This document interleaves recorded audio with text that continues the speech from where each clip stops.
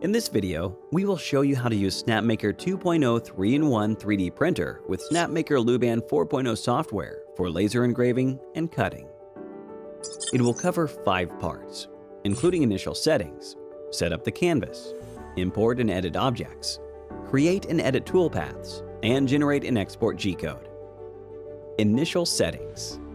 When you first open Luban, you need to select the preferred language and your machine model. The home window of Luban consists of 3 main panes. From the Get Started pane, you can enter the 3D printing G-code generator, laser G-code generator, CNC G-code generator, or workspace. Case Library provides built-in cases for each function to help you get started quickly. Help provides various user support resources, such as the software manual and the video tutorials. Here, we choose 3-axis laser G-code generator for demonstration. Set up the canvas.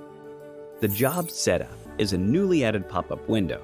Input the work size according to the actual size of the engraving material, and select the desired work origin for the material, such as the most commonly used center. Then click Confirm.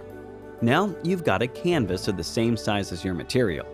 If you need to go back and reset the work size and work origin, click Job Setup in the main toolbar. The main toolbar also provides quick access to home and workspace. Click Save, and you can export the current process as a project file for subsequent editing. Besides Job Setup, you can also use Camera Capture to define the relationship between the objects in Luban and the actual engraving material.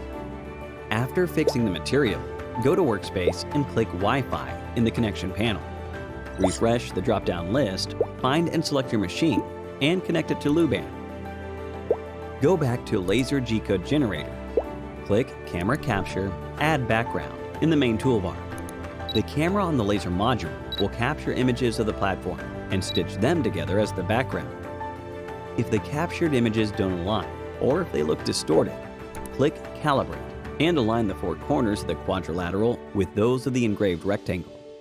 Click Confirm, Apply, and the images will be fixed. Import and edit objects. The left toolbar enables quick import of the objects and allows us to move or rotate the objects, draw simple shapes, and input text.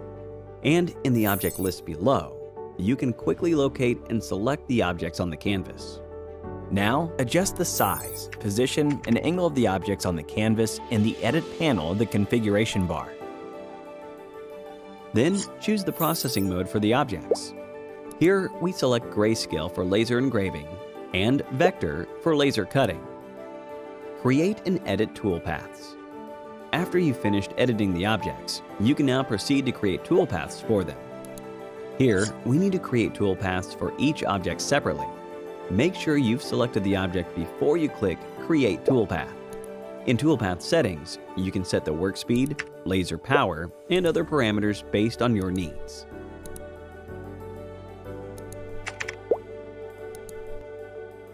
In Toolpath List, the sort order of the toolpaths will be their processing order.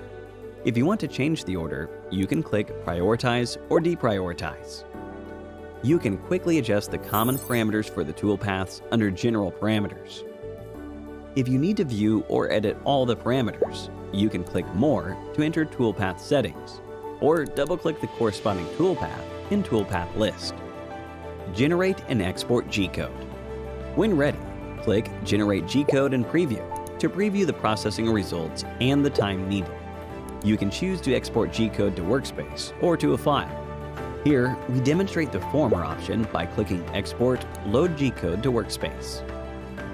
Make sure the machine and Luban have been connected to the same network, and select your machine in the drop-down list to connect.